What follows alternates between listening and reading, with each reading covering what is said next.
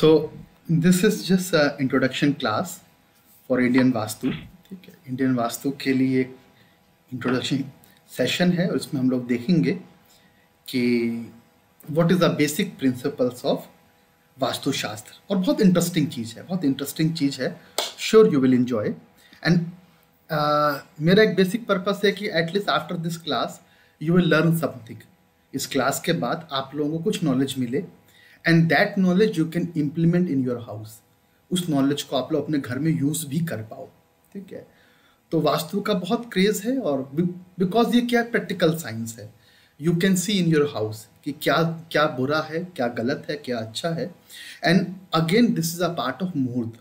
Indian वैदिक में part आता है मुहूर्त शास्त्र का, उसमें भी इसका जिक्र कह लो, उसमें भी उसका डिस्कशन है। मुहूर्त शास्त्र में vastu is again a part. Okay, so today we will start the Vastu Shastra, just introduction part. Okay, so when we will start the Vastu, तो we will start from the scratch. हम zero से बात करनी शुरू करेंगे। Indian tradition में या फिर इंडियन हिस्ट्री में अगर हम बात करें, ठीक है,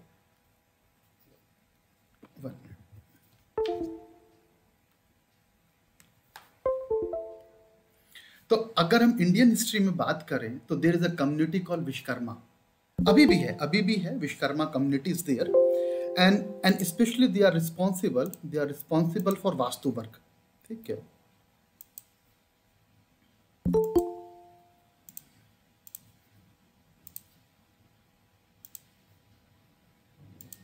okay, so they are responsible for the vastu work. But British period में क्या हुआ? During the British period they destroy all education. Britisher ने ये काम किया कि they destroy all the Indian tradition, Indian knowledge, books, सबको डिस्ट्रॉय किया और एक वेस्टर्न सिस्टम को इम्प्लीमेंट किया। So that time there are 5 communities are there: Manu, Maya, Tvashtar, Shilpi and Vishwajan. तो इस कम्युनिटी का काम क्या था? द कम्युनिटी कंप्रोमाइज 5 सब groups: carpenters, black Smith, bronze Smith, gold Smith and stone mason. तो इन सब का काम वास्तु से रिलेटेड था। कोई भी वस्तु, वास्तु सिर्फ घर नहीं है, कोई भी वस्तु हो तो उसको हम वास्तु में जोड़ेंगे और कहीं ना कहीं इनका सारा काम जो था वो उससे रिलेटेड था कि उस चीज़ को कहीं ना कहीं यूज़ करना है। और हम बोलते हैं कि जो इंडिया था वो सोने की चिड़िया था, तो उसके पीछे इसका बहुत बड़ा इम्प्लीमेंटेशन था। मैं हमेशा बोलता हूँ, हर क्लास में बोलता हूँ कि अगर इंडिया सबसे बड़ी कंट्री थी पूरे वर्ल्ड में तो उसके पीछे जो कंट्रीब्यूशन था वो वास्तु का और वैदिक एस्ट्रोलॉजी का था। हमको ये मालूम था कि घर कैसे बनाना है, उसमें ऑस्पिशियसनेस कैसे आएगी, अगर हमें कोई काम शुरू करना है तो किस ऑस्पिशियस टाइम पे शुरू करना है। वी नो दिस थिंग्स और हम उस चीज़ को डेली लाइफ में इम्प्लीमेंट करते थे और उसका रिजल्ट था कि भारत को हम बोलते थे कि सोने की चिड़िया है। ओके, सो उसके रिजल्ट्स हमको मिलते थे। तो लेकिन ब्रिटिशर्स ने मुगल काल में वो चीज़ें डिस्ट्रॉय हुई होते होते और आज ये हो गया कि उसका फॉर्म भी चेंज हो गया। और आज का जो फॉर्म है वैदिक एस्ट्रोलॉजी का हो या वास्तु का हो, तो everybody is more concentrate on the remedies. हर आदमी बोलता सर उपाय बता दो। ठीक है, तो उपाय जो है वो ट्रेडिशन हमारा कभी नहीं रहा। जो इंडियन वैदिक एस्ट्रोलॉजी हो, इंडियन वास्तु हो, रेमेडी कभी उसका उपाय, जो उसका रेमेडी है वो कभी पार्ट रहा ही नहीं। आप कोई भी स्क्रिप्चर्स बुक खोलोगे कभी आपको रेमेडी नहीं मिलेगी। और रेमेडी से क्या हो गया, लोगों ने इस ट्रेडिशन को, इस एजुकेशन को एक टोना टोटका या एक some people are saying black magic, उन्होंने ये बोलना शुरू कर दिया क्योंकि उसके पीछे की साइंस को लोगों ने भूल गया। So the main purpose of before doing any remedy we have to understand the basic science behind that. मुझे साइंस पता होगी तो medicine I can choose, but the thing is what everybody need medicine. So we try to understand the basic concept of Vastu. So Vastu shastra क्या है? What is vastu शास्त्र? Vastu Shastra is the conventional Hindu arrangement of architecture. That meaning is science of architecture. That is writing are found in the Indian subcontinent describing principles of design, layout, measurement, ground preparation, space arrangement and geometry. It's a pure science. Vastu Shastra standard incorporate for the plan of Hindu temples. अब जितने भी हमारे Hindu temples हैं, houses हैं, सब में वास्तु शास्त्र का इम्प्लीमेंटेशन है. ठीक है. So it's a format of houses, town, urban areas, garden, streets, waterworks, shops and other open zone. Whatever is there in the Hindu tradition in the ancient times, we are implementing the Vastu Shastra everywhere. चाहे वो city planning हो, चाहे वो temple planning हो, house planning हो, वास्तु शास्त्र जो था एक हमेशा एक पार्ट रहा. Who invented वास्तु शास्त्र? वास्तु शास्त्र को किसने बनाया? So there are two stories are there. One story is called Mayan. Mayan is the father of Vastu Shastra. The full name of Mayan is Mayani Mayan. ठीक है. Mayani is the fifth son of Vishkarma. और इसको बोलते हैं Mayasur. Mayasur is also that story will come in the part जब वो पांडव अपना पूरी सिटी क्रिएट करते हैं, महल बनाते हैं पांडव हस्तिनापुर इंद्रप्रस्थ में. तो वहाँ पे उसकी स्टोरी आती है कि मयासुर आता है और भगवान कृष्ण उसको बोलते हैं कि तुम इनके लिए महल बनाओ. तो मयासुर ने वो पूरी राजधानी बनाई and it was so beautiful कि जहाँ पे वो दुर्योधन को लगता है कि ये पूरी एक पत्थर है लेकिन वो पानी होता है और उसमें वो गिरता है और द्रौपदी हंसती है. तो it's all about the story. तो वो जो कंस्ट्रक्शन करा वो किसने किया? It is in the scripture that construction by the Mayasur. तो मयासुर को बोलते हैं he is the father of the Vastu Shastra. ठीक है. Some ancient pieces of literature also proclaim that Vishkarma created the traditional construction system Vastu Shastra. Vishkarma is also referred to the god chief architect of living structures. तो भगवान के जो that is the architect उनको विश्वकर्मा भी बोलते हैं. Now the thing is how Vastu will work. This is the basic principles. How Vastu will work. तो वास्तु के जो 3 प्रिंसिपल हैं जिस पे वास्तु शास्त्र बेस्ड है या उसका आउटपुट क्या है, right?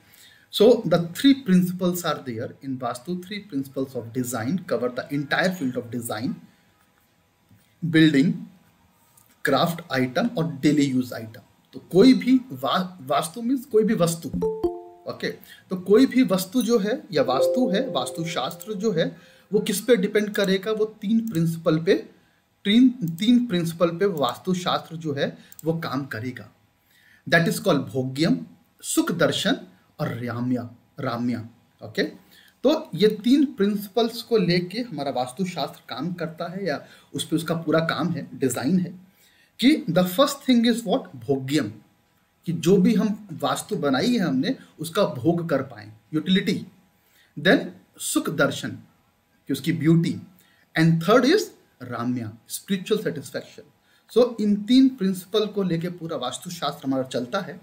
भोग्यम is suitable for the purpose, and this is the best example. लोटा, जिसे हम बोलते हैं लोटा, this is the best example. The design product must be useful, lend itself to easy application. For example, a house must have enough space for storage of articles and facility for cleaning. A vessel must be designed in such a way to hold a water and allow for pouring out without leaking or dripping. तो लोटा ये क्या है? We can store the water. हम पानी में भरते हैं और जब पानी निकालते हैं तो सिंगल ड्रॉप भी वेस्ट नहीं होती. Because of this design single drop will not waste. This is the best example of भोग्यम, कि जो भी डिजाइन बन रहा है उसको पूरा उपयोग करना, यूज करना. Second option is the second point is सुख दर्शन, प्लीजिंग टू द आईज. कि जो भी हमने आर्टिकल बनाया, it is the house, building, shop, any article, the second principle is saying सुख दर्शनम. The design product must be pleasing. The proportion of space and material shape should affect the viewer in a positive manner. ठीक है. तो जो भी कुछ बन रहा है कि इसको पॉजिटिव मैनर में हम उसको देखें, कि वो देख के अच्छा लगे. This principle cover the exterior as well as interior of the building. तो जो बिल्डिंग का इंटीरियर एंड एक्सटीरियर है, this will cover this concept, Sukh Darshan. Okay. The proportion of windows and door, the side of room, all factors covered under such darshan.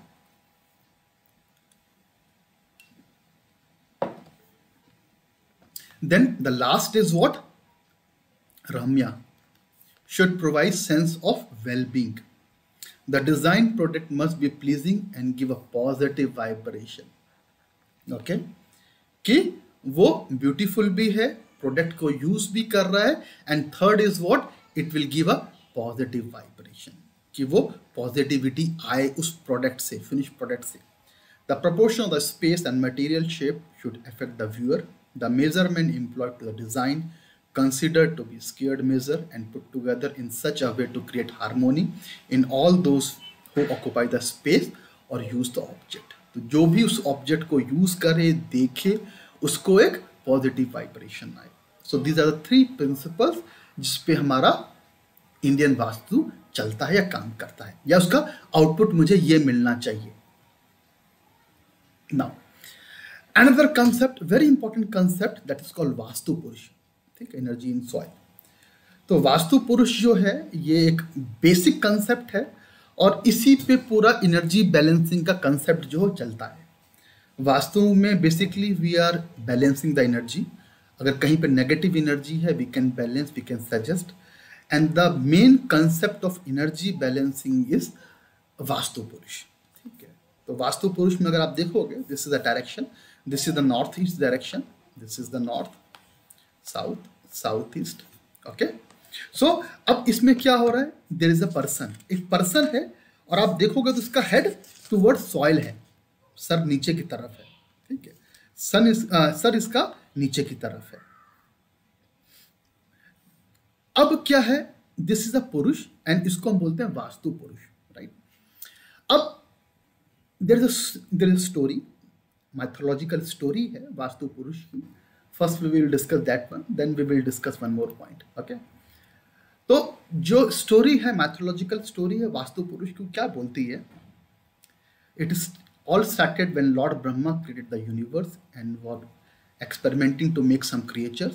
He thought that a man would be the best option for him and so created a man, but this was not an ordinary man, it was a huge and had enormous power to grow. तो ब्रह्मा ने क्या किया, ब्रह्मा ने एक आदमी को बनाया, but that person will be very big, huge, बहुत बड़ा पर्सन था वो. ठीक है, तो धीमे धीमे क्या हुआ, उस आदमी ने ग्रो करना शुरू करा, उसकी भूख बढ़ती गई और सब कुछ उसने खाना शुरू कर दिया, उसका साइज बढ़ता गया. Soon after his creation, the man started growing. As time passed, he became extremely huge with his size. His hunger also increased. He started to eat anything and everything that come in his way. तो जो भी मिले वो खा जाए उसको. So in no time, he became so big that his shadow has cast a permanent eclipse on earth. The whole episode was enough. The god Shiva and Vishnu to press a panic button. They immediately rushed the god Brahma and requested him to stop the man from spreading confusion. तो भगवान शिव और विष्णु जो है वो ब्रह्मा जी के पास गए और बोला कि आप इस आदमी को रोको, क्योंकि यही तो ये आदमी क्या करेगा, धीमे धीमे पूरी पृथ्वी को खा जाएगा. ठीक है, कुछ भी नहीं बचेगा. Then God Brahma understood that he has made a terrible mistake and need to rectify it, but the man was too powerful, so he requested the god 8 direction, Ashtadikpal, to come and help him. तो ब्रह्मा ने क्या किया, देवताओं को बुलाया और बोला कि इसको कंट्रोल करते हैं. ठीक है, तो upon hearing this request, God come and rescues. They grabbed the man and overpowered him. They pinned the man against the ground with his head in the north east. तो क्या किया, नॉर्थ ईस्ट डायरेक्शन में उसका sir दबा दिया. ठीक है, उसका सर दबाया और उसकी लेग्स जो थी वो साउथ वेस्ट डायरेक्शन में थी. ठीक है, and Lord Brahma jumped into the centre and hold down. और भगवान ब्रह्मा जो है वो उसके पीठ के सेंटर में बैठ गए उसको दबाने के लिए, और चारों तरफ से सारे देवताओं ने उसको दबा दिया. Going through all this, the man started crying and asked God Brahma, why you are doing this to me? You have created me and now why this treatment is done with me? What is my fault? भाई आपने मुझे पैदा किया, आपने बनाया, अब आपने मेरा सर जो है वो जमीन में दबा दिया और मेरे ऊपर बैठ गए, तो इसमें मेरी गलती क्या है? Hearing this question, God Brahma thought for a moment and answered, I know this is not your fault, but you have become a threat to everyone. I don't mind to destroy what I have created, and hence you have remain like this forever. तो ब्रह्मा कहते हैं कि अब आपको तुमको ऐसे ही पूरी जिंदगी रहना है। तो वो आदमी कहता है इसके बदले मुझे क्या बेनिफिट मिलेगा? Then Brahma will say, I will make you immoral and all moral people who build any sort of structure on earth will worship you.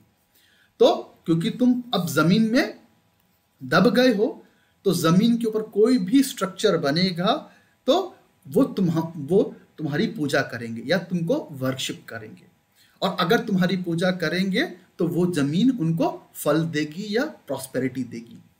So you can tease, demolish and trouble those people if you don't worship you and don't keep you happy. तो अगर जिसने भी वास्तु पुरुष को खुश नहीं रखा, ठीक है, बेसिक लॉजिक यही है कि जिसने भी वास्तु पुरुष को खुश नहीं रखा तो क्या होगा? So you can tease, demolish and trouble.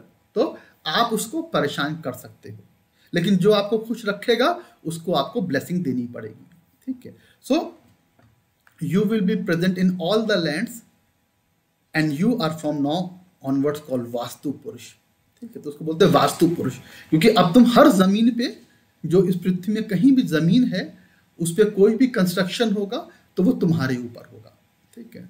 तो this deal the man Vastu Purush agreed and become an inseparable part of the earth.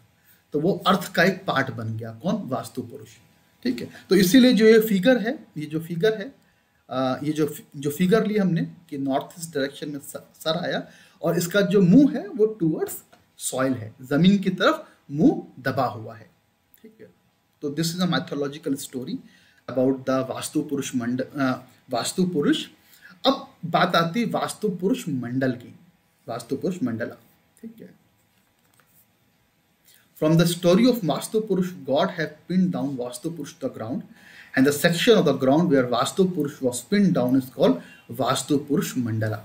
तो जहां पे उसको दबाया तो वो जो जगह थी वो हो गई वास्तु पुरुष मंडल। मतलब मंडल मीन्स प्लेस, तो उसको बोला कि वास्तु पुरुष की वो जगह है। Since God Brahma said the Vastu Purush will be worshipped all over the earth, hence any plot or land used for construction is automatically a Vastu Purush Mandala. तो भगवान ब्रह्मा ने उसको आशीर्वाद दिया कि संसार में जो भी जगह होगी, कोई भी जगह है, उस पर तुम रहोगी, तो इसीलिए जो पूरी पृथ्वी है वो वास्तु पुरुष मंडला बन गई, ठीक है, वास्तु पुरुष Mandla. And this is the figure, this is the chart, ठीक है। इट इज, अब ये क्या है? This diagram shown as Vastu Purush Mandala. It is the metaphysical square plane that is illustrate how Vastu Purush was pinned down by Brahma and 44 gods.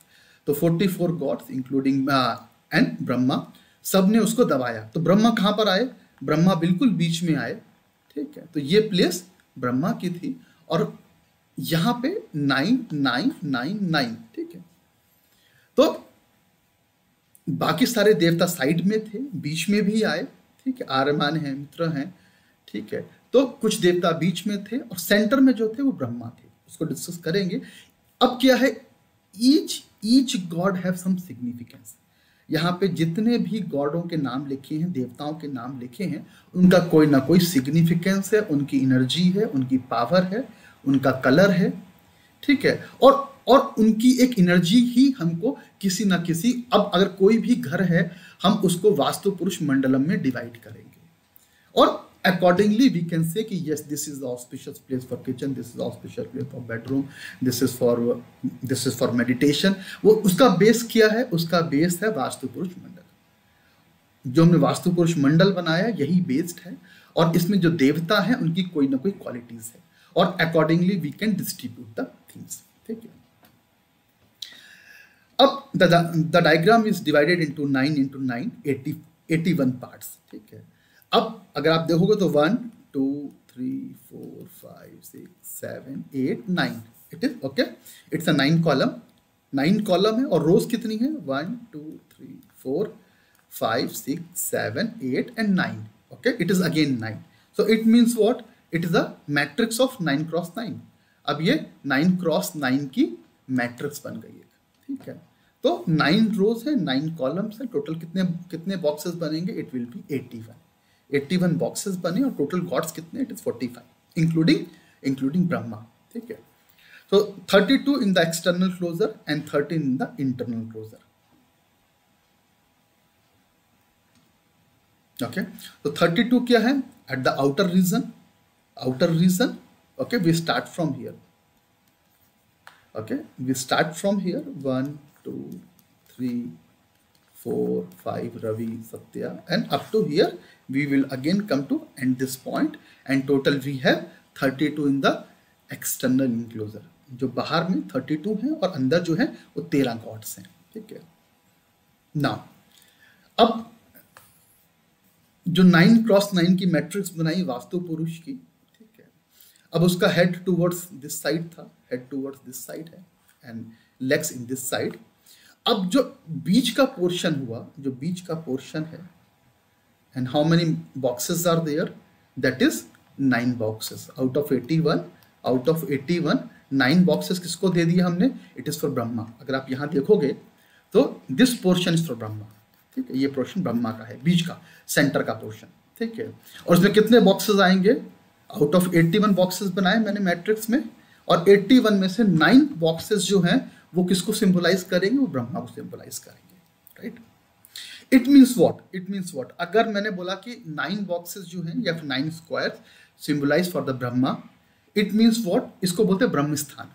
तो यानी किसी भी घर में अब क्या होगा? जो सेंटर पोर्शन हो गया that is will be the ब्रह्म स्थान हो गया, ठीक। अब वो कितने परसेंट होगा?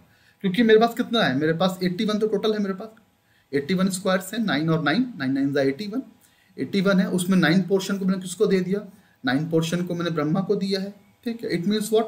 अप्रॉक्स 11.11 और 11% वी कैन से, ठीक है। सो 1.1111 विल कम, तो यहाँ पे आएगा 11%। सो 11.11 और 11.1 और 11%, so it means 11% is the central space of any flat or house called ब्रह्मस्थान। अब किसी भी घर में फ्लैट में, हाउस में, whatever it is there, जो उसका 11% का पोर्शन बनेगा वो क्या बनेगा? उसको हम बोलेंगे ब्रह्मस्थान, ठीक है। अगर वो छोटा फ्लैट है तो छोटा पोर्शन बनेगा, अगर वो बड़ा होगा तो बड़ा पोर्शन बनेगा, but the centre portion will be Brahmasthan, ठीक है। इस पोर्शन को हम ब्रह्मस्थान बोलेंगे and that portion will be the 11% और 11.11% ऑफ द टोटल का 11% जो ब्रह्मस्थान बनेगा किसी भी जगह का। अब क्योंकि उसको ब्रह्मस्थान बोल रहे हैं तो जस्ट आज हम लोग डिस्कस करेंगे ब्रह्मस्थान के बारे में डिस्कस करेंगे। We have different gods we have, so today we will discuss the important part that is called ब्रह्मस्थान।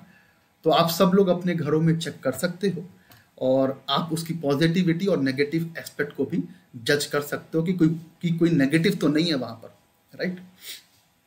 तो today we will just discuss about the Brahmasthan, कि घर में जो ब्रह्मस्थान है वहाँ पे क्या होना चाहिए, क्या नहीं होना चाहिए, और उसी के ऑस्पिशियस और inauspicious result little bit we will discuss, ठीक है।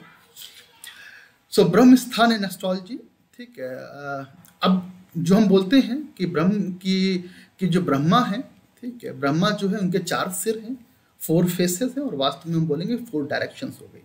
तो उनके 4 सर हैं, 4 डायरेक्शंस हैं, 4 हाथ हैं, 4 हाथ हैं। आप देखेंगे तो ब्रह्मा के हाथ में क्या है? ब्रह्मा के हाथ में हमेशा जल रहता है, जल इज और बोलते हैं जल जीवन है, water is life. So anything will come from the water only. If you go to the Mars, और जो भी साइंटिस्ट काम कर रहे हैं, the first thing they are checking कि वहां पे जल है कि नहीं, पानी है कि नहीं है। Even if they are going for the Mars, Mangal पे जा रहे हैं तो देख रहे हैं कि पानी है कि नहीं, पानी होगा, अगर जल मिल गया it means there is a life. तो वो अब हम 1000 ईयर्स पहले हमारे स्क्रिप्चर्स में उस चीज की डिफिनीशन थी। अब वो किसी भी फॉर्म में हो, इफ इट इज माइथोलॉजिकल और it's truth, we don't know, but yes कि ब्रह्मा के जो 4 हाथ हैं वो उसमें सिंबलाइजेशन है। और हमने ब्रह्मा जी को बोला है कि वो जीवन के या क्रिएटर हैं, वो क्रिएट करते हैं, जीवन देते हैं, और पानी है, जल है, ठीक है। तो यानी कि जो मतलब मैं इसलिए कह रहा हूँ कि हमारा अब हम क्या डिस्कस कर रहे हैं, हम बात करते हैं ब्रह्मस्थान की, जो कि 11% था, right. So Brahma has water in the in his hand means life. So ब्रह्म स्थान is the most important in vastu शास्त्र. वास्तु शास्त्र में ब्रह्म स्थान की बहुत सारी चीजें हैं, थोड़ी बहुत चीजें हम डिस्कस करेंगे क्योंकि it's a most important part और वो सेंटर पार्ट है. ठीक है, तो जो ब्रह्म स्थान के बारे में है कि इसके देवता ब्रह्मा हैं, direction is centre, planet is Jupiter, attribute is supreme creator and metal is gold. ठीक है, तो अगर हम वैदिक एस्ट्रोलॉजी की बात करेंगे तो ब्रह्मा को जो सिंबलाइज करते हैं वो गुरु करते हैं. ठीक है, क्योंकि ब्रह्मा जी को हम लोग बोलते हैं कि 4 वेद इनसे आए हैं, ब्रह्मा जी से आए हैं, तो नॉलेज वहां से आई है, तो वो सिंबलाइज करता है प्लेनेट जुपिटर को. राइट, अब कुछ प्रिकॉशंस हैं ब्रह्म स्थान के बारे में वास्तुशास्त्र, क्योंकि अब वो ब्रह्म स्थान है. अब बेसिक कंसेप्ट ये है कि ब्रह्म स्थान जो है वो ओपन एरिया होना चाहिए, वो क्लोज नहीं होना चाहिए, वो क्लोज एरिया नहीं होना चाहिए. ब्रह्म स्थान should always be open area. Now if you see the old houses, हमेशा बीच में आंगन होता था. If you see the traditional houses anywhere in India, you will find कि बीच का जो पोर्शन था घर का, बीच का ये एंट्रेंस आ गई और यहाँ पे घर हो गया, और बीच का जो पोर्शन था वो खाली होता था. वहां पे तुलसी लगाते थे या फिर बीच में आंगन होता था, तो बीच के पोर्शन को छोड़ते थे, because that portion is called ब्रह्म स्थान. वहां पे हैवी लोड नहीं आना चाहिए. ठीक है, तो ब्रह्म स्थान है, अगर वो खराब हुआ तो वहां पे नेगेटिविटी आपके घर में आएगी. ठीक है, now all of you can check कि आपके जो घर का सेंटर एरिया है ब्रह्म स्थान है. ठीक है, अब वो कहते हैं there should not be a toilet और bathroom in centre of the premises because it invite illness to the family member. अगर किसी के भी घर में ब्रह्म स्थान में, ठीक है, ब्रह्म स्थान में ये घर है तो ये बीच का छोटा सा पोर्शन हो गया. अब इस सेंटर पॉइंट नहीं है. अब आप देखो, अगर आपको कोई अगर बोलता है कि सेंटर पॉइंट, कुछ लोग बोलते हैं कि ब्रह्म स्थान मीन्स द पिन पॉइंट. ठीक है, मैंने एक लाइन यहां सॉरी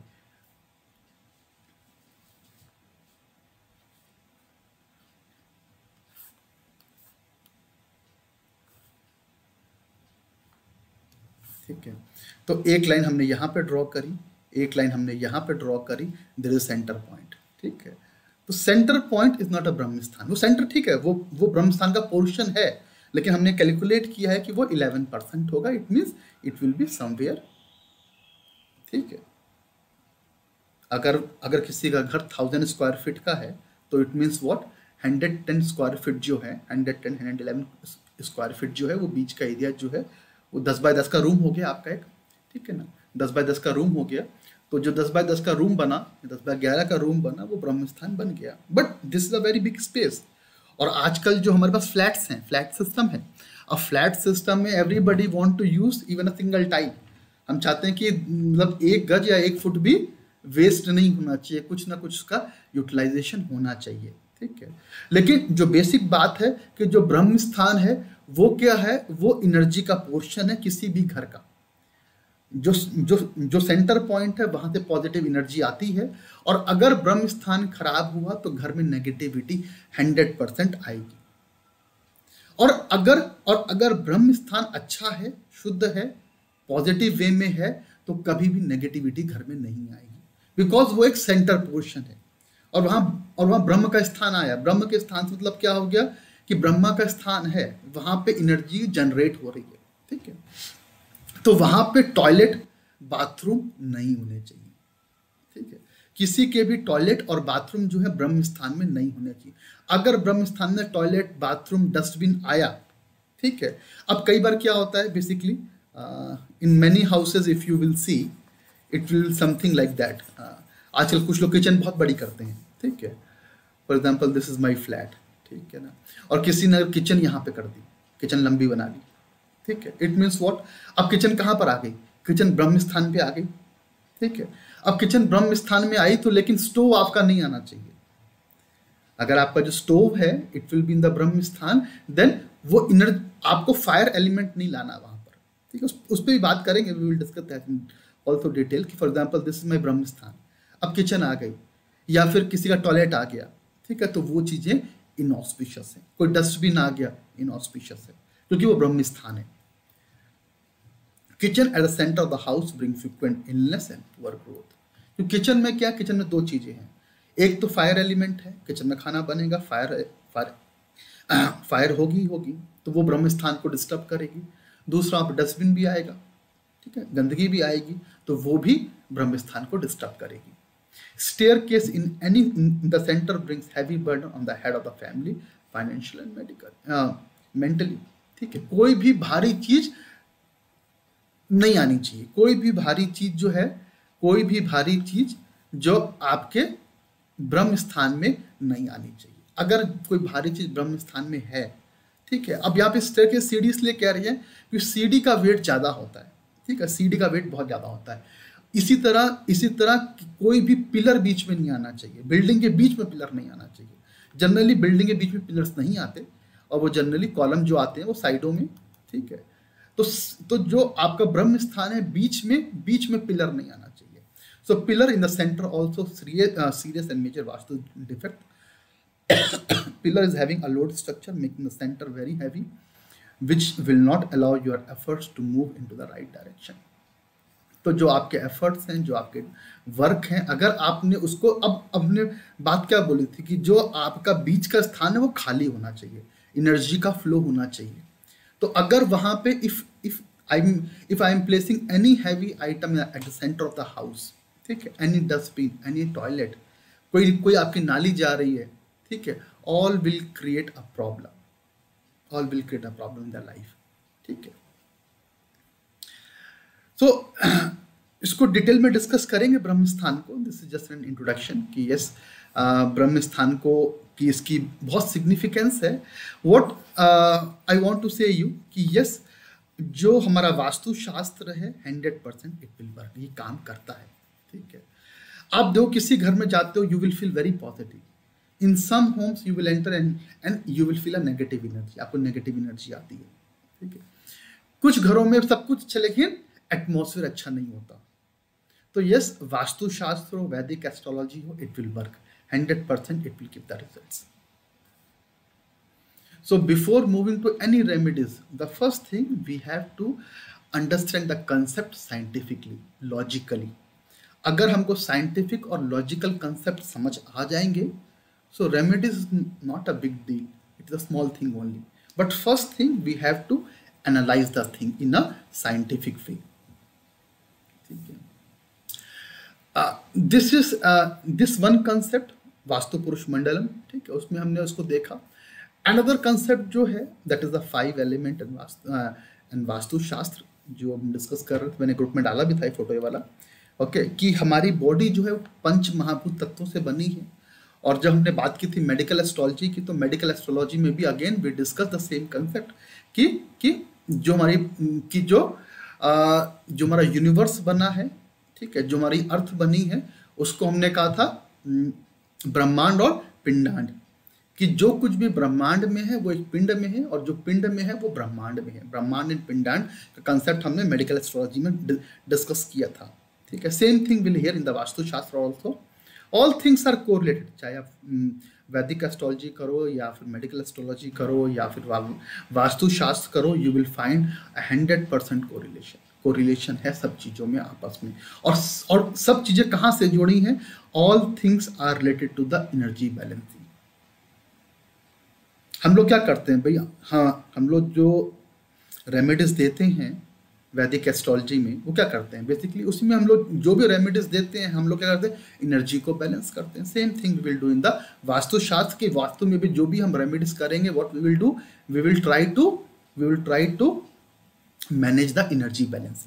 हम एनर्जी को बैलेंस करेंगे, ठीक है। तो जो हमारा शरीर बना है वो पंच महाभूत से बना है, sky, air, fire, water and earth. तो स्पेस, एटमॉस्फेयर, अग्नि, जल और भूमि, इन चीज़ों से मिलकर हमारा शरीर बना है और उसी पे वास्तुशास्त्र भी चलेगा। If the property is constructed with the help of 5 elements, the same structure में become house of peace and prosperity. अब क्या करना है मुझे? अब मुझे अगर ये चीज़ें मेरी बॉडी में बैलेंस हैं तो मेरी बॉडी हेल्दी रहेगी, प्रॉस्पेरिटी लाइफ में आएगी। और अगर यही 5 एलिमेंट्स मेरे घर में बैलेंस्ड हैं तो घर में भी प्रॉस्पेरिटी एंड वेलनेस आएगी, पीस आएगा। तो मतलब इन चीजों को बैलेंस मुझे अपने शरीर में भी करना है, अपने घर में भी करना है, अपनी लाइफ में भी करना है। That is a basic principle, ठीक है। So Vastu directions and 5 elements. So this is the direction. So this is a basic chart जिस पे वास्तु पे काम होता है और इसी पे चलते हैं हम लोग, ठीक है। तो बेसिकली हम लोग north, east, south and west direction में डिस्ट्रीब्यूट करेंगे। फोर्थ 4 डायरेक्शन ये होती ही होती हैं। Then we have north east Ishan, south west को अग्नि में आएगा ये, साउथ वेस्ट पृथ्वी और नॉर्थ वेस्ट वायु और एयर। तो इन चारों में डिस्ट्रीब्यूट करेंगे। बीच में हमारा स्पेस आ गया, दैट इज द, और वहाँ पे हमने उसको ब्रह्मा को भी रखा था, ब्रह्मा जी को रखा था हमने वहाँ पर, ठीक है। तो इसीलिए आपने सुना होगा शायद कि जनरली आपने अगर कोई आर्टिकल पढ़ा हो तो बोलते हैं कि नॉर्थ ईस्ट डायरेक्शन में आप अपनी किचन को रखो, किचन को नॉर्थ ईस्ट डायरेक्शन में रखो, that is best for you. अब वहाँ पे क्या हो गया, वो अग्नि कौन हो गया, अग्नि वहाँ पर होगी। तो वहाँ पे क्या है, फायर एलिमेंट है, तो वो उसके लिए एक प्रॉपर या एक बेस्ट ऑप्शन है उसके लिए, वो अच्छी जगह है उसके लिए, ठीक है। तो similarly we will discuss in our course कि बाकी सबके लिए कैसे क्या है, okay. So these are the general benefits of Vastu. Vastu के कुछ बेनिफिट्स भी हैं, ठीक है। Vastu Shastra is the key of success in the matter of health, wealth and prosperity. somebody want to join, किसी को ज्वाइन करना है, ओके।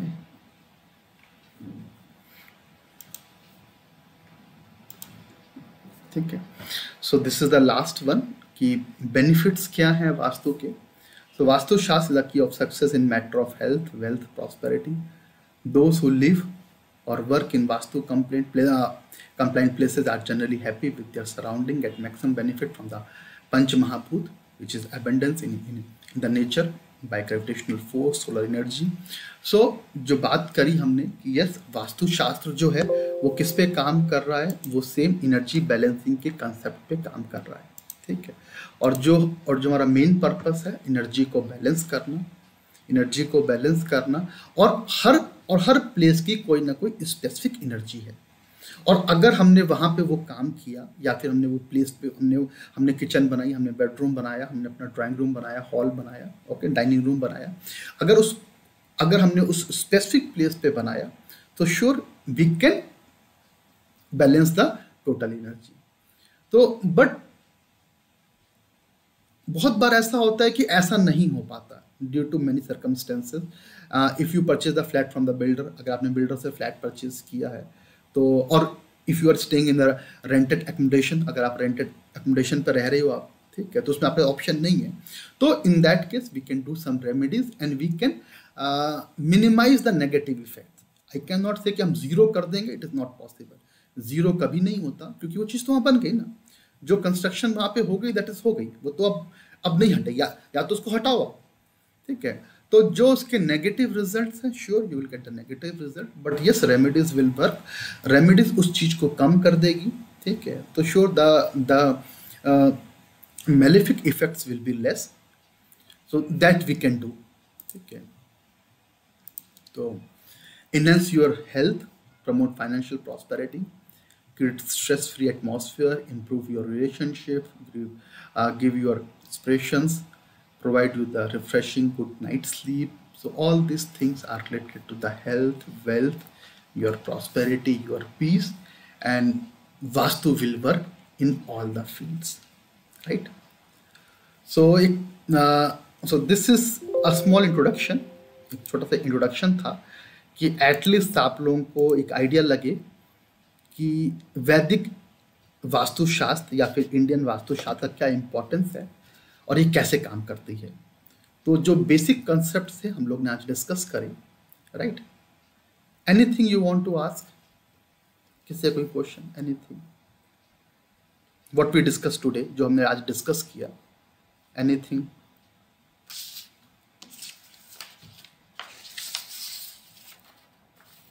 यस सर, आपने जो वो बॉक्स बनाया था 9x9 का, तो उसमें वो तो ठीक है स्क्वायर शेप में था, बट अभी जैसे प्लॉट होते हैं, बिल्डर के फ्लैट होते हैं, वो तो अलग अलग शेप के भी होते हैं, तो उसमें कैसे उसको कैलकुलेट करना है? No no, we can divide, actually we can divide the space ना। हम जो स्पेस को डिवाइड कर लेंगे ना, वो तो छोटा बड़ा स्पेस हो जाएगा। रेक्टेंगल है, स्क्वायर है, ओके, जो भी शेप बनेगी we will divide the area in the 9 boxes, मतलब उसको डिवाइड कर लेंगे। जो वास्तु पुरुष का मंडलम बनेगा उसमें डिवाइड कर लेंगे कि कोई भी स्पेस है तो उसका सेंटर पॉइंट क्या बनेगा। जो सेंटर आएगा उस एरिया का, उसको हम बोल देंगे कि यस इट्स अ ब्रह्म स्थान। उसको फिर बनाना ओके पड़ेगा, उसको हमको फिर डिज़ाइन करना पड़ेगा, उसको डिज़ाइन करना पड़ेगा according to the plot size, या फिर जो भी घर है आपका उसके अकॉर्डिंग उसको हमको डिज़ाइन करना पड़ेगा कि यस वो प्रपोर्शन वहाँ पर आएगा अकॉर्डिंग टू द डिग्रीज, वो चेक करना पड़ेगा हमको। Okay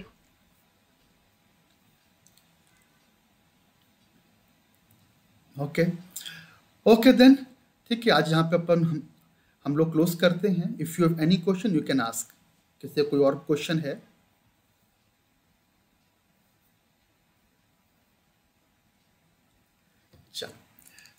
In that case we will close our session here, ठीक है। रिकॉर्ड